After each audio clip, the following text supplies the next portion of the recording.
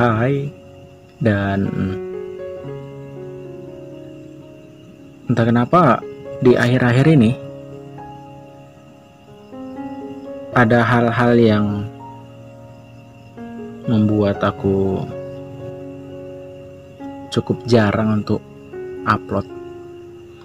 Sebenarnya ya kalau misalnya dikategorikan cukup konsisten, ini tuh masih bisa dikatakan konsisten sih gitu. Tapi bagiku dari yang awalnya untuk upload setiap hari dibarengin juga dengan short, berarti dalam satu hari itu aku upload video short sama aku upload video panjangnya gitu. Nah, akhir-akhir ini tuh udah entah kenapa kayak males aja gitu. Males bikin video short, terus kayak ya upload video panjang pun jarang, kayak hari ini upload besoknya enggak gitu. Terus aku ngerasa kayak mengalami hal kemunduran gitu. Yang tadinya semangat itu, yang tadinya sekonsisten itu gitu, sekarang kok jadi kayak gini ya gitu. Nah, yang aku khawatirkan nanti ke depannya aku jadi makin males untuk buat kayak gini lagi gitu kan. Untuk upload video lagi, terus jadi makin kayak nggak terurus gitu. Nah, tadinya aku mikir kayak gitu, cuman kadang di satu sisi yang membuat aku untuk terus lanjut upload itu adalah teman-teman yang dengarkan ini gitu. Kayak nggak nyangka aja ya videoku ada yang ngedengerin, podcastku juga ada yang dengerin gitu. Nah, itu kadang yang membuat aku semangat untuk mengurungkan niatku menjadi seseorang yang malas. Ya, jadi mulai sedikit rajinlah untuk membuat podcast ini gitu. Ya, terima kasih buat kawan-kawan yang setia ngedengerin aku di obrolan ini. Dan dari sini aku bisa membuktikan bahwasanya kita itu nggak benar-benar sendiri ketika dihadapi dalam sebuah permasalahan. Karena jika kita mau untuk membuka diri kepada orang yang tepat dan kita tahu orang yang tepat itu siapa, kita juga dengan gamblang membicarakan tentang apa yang kita rasakan. Karena kadang dari semua hal yang terjadi sama diri kita, sebenarnya kita itu nggak butuh solusi, ya cuma untuk cerita aja gitu. Setelah itu kita akan ngerasa menyesal atau tidak, ya itu urusan nanti gitu. Yang penting hasrat kita tersampaikan. Namun ada satu hal bagi si pendengar, untuk si pendengar, kita itu nggak seharusnya menjadi seseorang yang berusaha untuk membuat orang itu menjadi lebih baik dari sebelumnya. Kita seharusnya tidak untuk menyembuhkan luka-luka dia dan kembali normal seperti sedia kala. Itu tuh bukan tanggung jawab kita gitu. Karena untuk menemukan diri seseorang itu bukan ada di dalam diri kita, yaitu tugas dari orang itu sendiri, dan itu tugas dari psikolog dan psikiater gitu. Sementara kita bagi yang para pendengar, ya cukup dengerin aja gitu kan. Andai pun kita mempunyai keluh kesah yang sama dan itu udah berlalu bagi kita, ya kita bisa aja ngasih bagaimana cara kita berproses untuk tumbuh, bagaimana cara kita supaya bisa sembuh, dan bagaimana cara kita untuk menghadapi hal itu aja udah cukup gitu. Nah, karena kadang yang sering terjadi tuh bagi yang pendengar seakan-akan ngerasa bersalah ketika kita nggak bisa ngasih solusi, ketika kita nggak bisa ngasih saran kepada orang itu. Dan sehingga dari obrolan itu, baik itu si yang bercerita maupun si pendengar, kayak timbul suatu vibes yang membosankan. Dari pendengar selalu memikirkan bagaimana cara jitu untuk menangani sebuah masalah, dan dari si pembicara kayak ngerasa seakan-akan obrolannya nggak dipedulikan gitu. Ya mungkin ini dari opiniku aja gitu kan, tapi ya nggak masalah lah.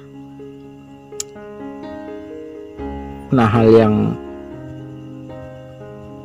selalu terjadi bagi para pendengar ketika ada seorang teman yang curhat,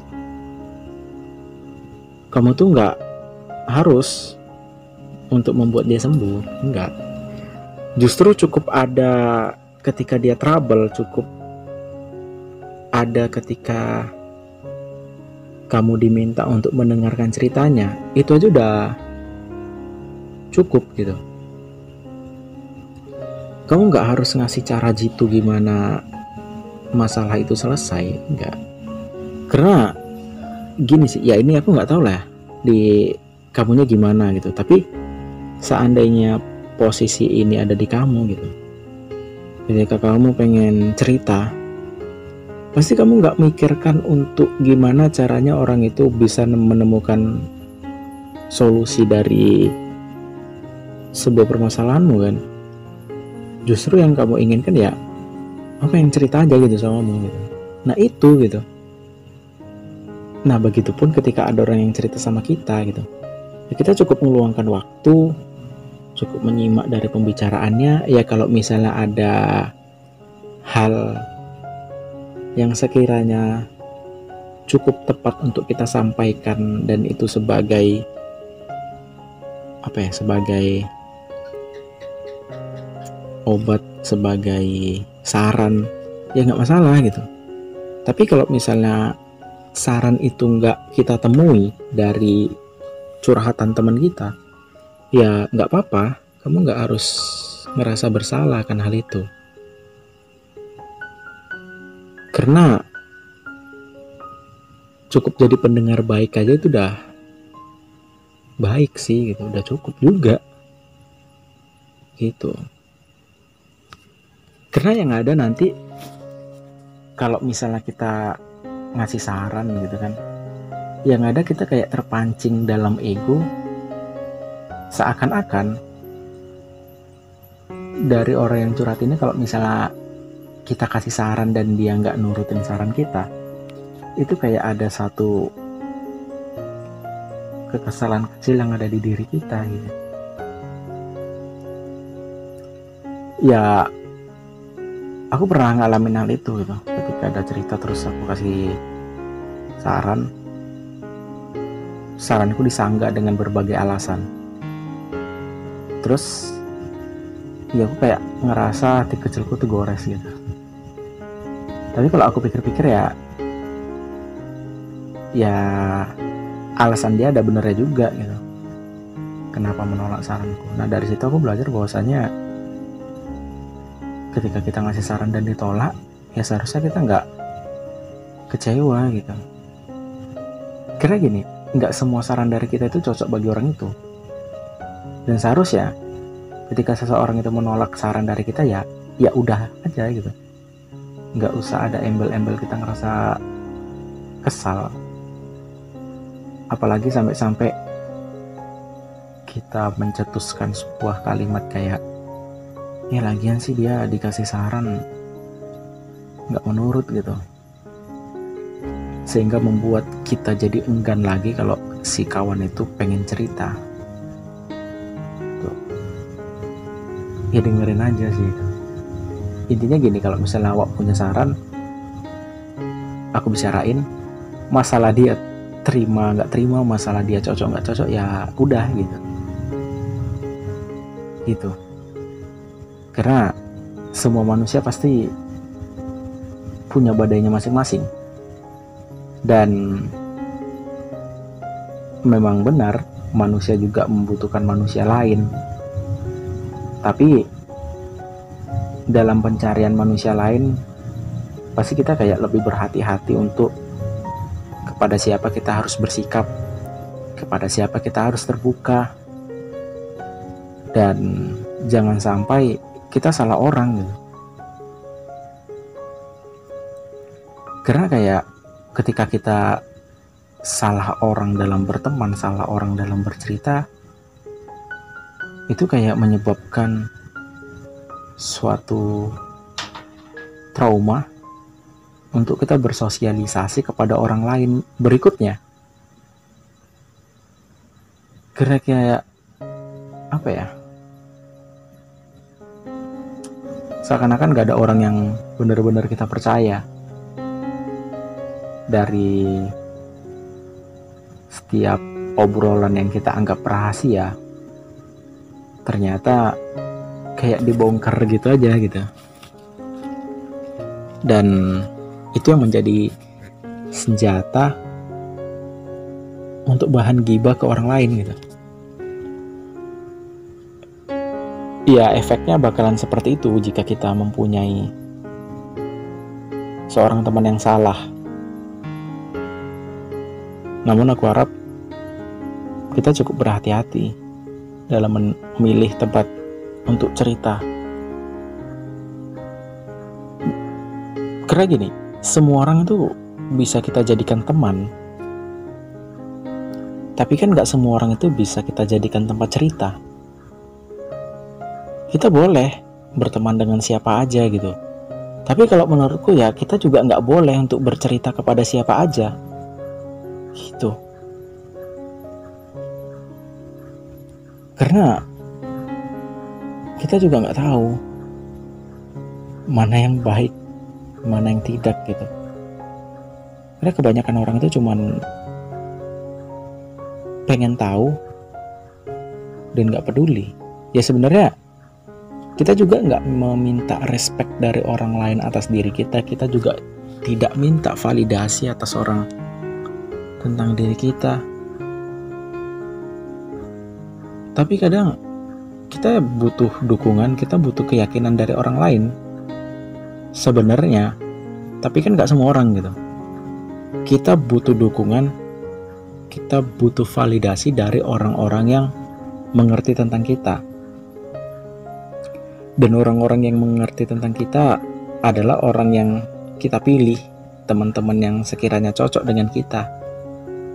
Nah itu seharusnya kita fokus ke situ gitu. Nggak harus semua orang harus cocok dengan kita, ya enggak gitu. Karena kadang gini, dari sekian banyak orang, anggaplah ada 10 yang ngerasa cocok cuman 2, ya seharusnya fokusnya di situ aja gitu. Kadang kita kayak ngerasa nggak puas, harus semuanya itu sepaham, harus semuanya itu memvalidasi diri kita bahwasanya diri kita baik, dan semuanya itu harus setuju dengan keputusan yang kita ambil gitu. Ya nggak gitu juga gitu kan. Yang ada kayak ngerasa capek sendiri. Karena semakin kita dewasa, siklus pertemanan itu makin mengkerucut. Dari sekian banyak orang, terseleksi dari sikit, terus dari sikit itu ya berkurang sampai pada akhirnya kita kayak punya 2 atau 1 temen gitu, dan itu yang cocok sama kita.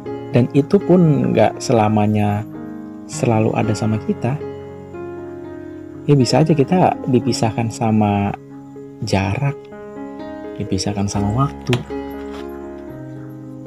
Kayak kesibukan dari teman kita kan beda-beda, nggak sama-sama kita gitu.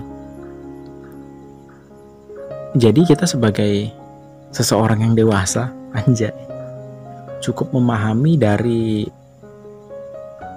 semua kegiatan teman-teman kita. Ya kita nggak perlu ngejudge mereka dengan kata sombong, nggak care, nggak peduli, karena semua orang itu punya kesibukannya masing-masing gitu. Justru alangkah sakit hatinya jika kita yang digitukan. Cobalah untuk memahami keadaan dari orang tersebut, karena semua orang mempunyai kesibukannya masing-masing. Hanya saja waktunya nggak tepat.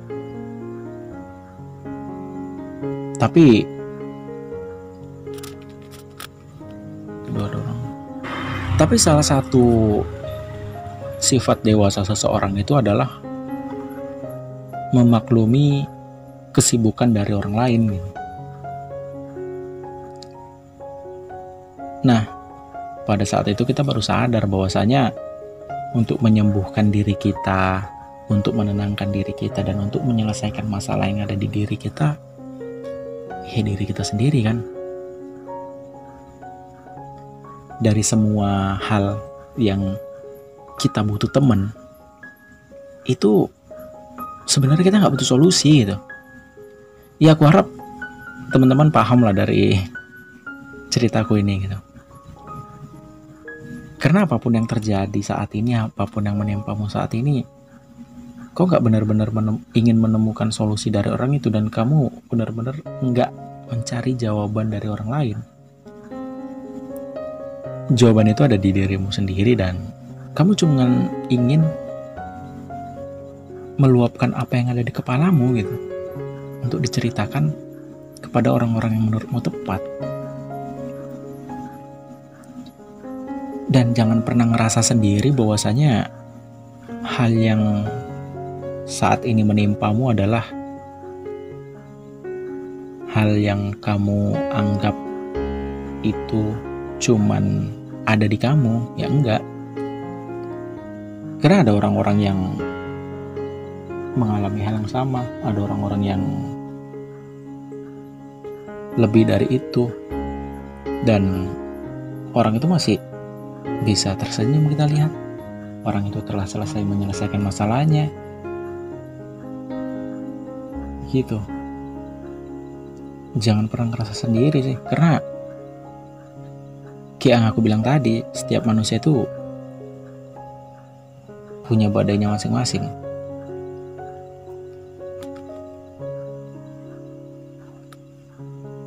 Dari apa yang kamu hadapi saat ini kan, itu untuk membuatmu kuat, itu membuatmu tumbuh menjadi seseorang yang dewasa seperti pada umumnya. Benar atau salah suatu tindakan, benar atau salah suatu pilihan, itu cuman perspektif. Andai pun saat ini kamu ngerasa gagal, ya nggak ngerasa sih, andai pun saat ini kamu mengalami kegagalan, itu juga proses tumbuh. Dan dari hal itu kita tahu bahwasanya pilihan yang kita ambil membuahkan kegagalan itu lebih baik, karena kita udah mencoba, daripada kita terus-terus memikirkan terus di kepala dan nggak kita wujudkan. Hingga pada suatu titik kita mengambil kesimpulan bahwasanya kita kayak menjudge diri kita gitu, kayak kenapa ya nggak kita lakukan dari dulu gitu. Sehingga menjadi pertanyaan yang abadi dalam diri kita. Jadi buat kamu yang saat ini gagal dan dimana kegagalan itu menjadi badai di diri kamu yang menyeret kamu dalam kehidupan yang membuatmu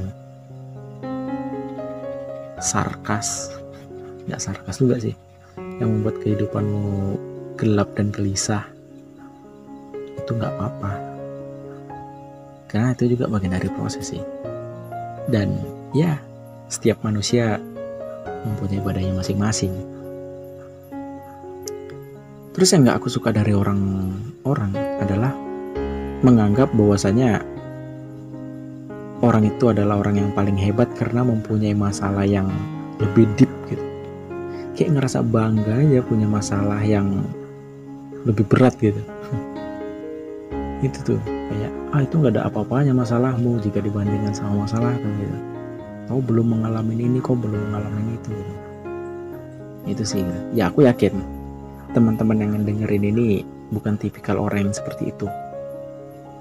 Ataupun aku yakin kayaknya teman-teman yang mendengerin ini adalah teman-teman korban dari orang-orang yang seperti itu. Itu sih. Dan oke, mungkin itu aja sih di podcast monolog kali ini, yang akan aku beri judul Manusia dan Badainya. Gokil. Dan terima kasih juga udah selalu ngedengerin aku hingga di episode ini. Terima kasih banget sih udah menguatkan yang tadinya aku males-malesan, yang tadinya aku kayak nanti lah nunggu mood lah gitu. Sekarang kayak kayaknya teman-temanku pengen ngedengerin aku cerita lagi nih gitu. Ya udah aku buat lagi gitu kan. Jadi kayak tumbuh suatu semangat. Gokil. Oke, itu aja sih. Aku Litani Amerta. Sekian dan terima kasih. Boom.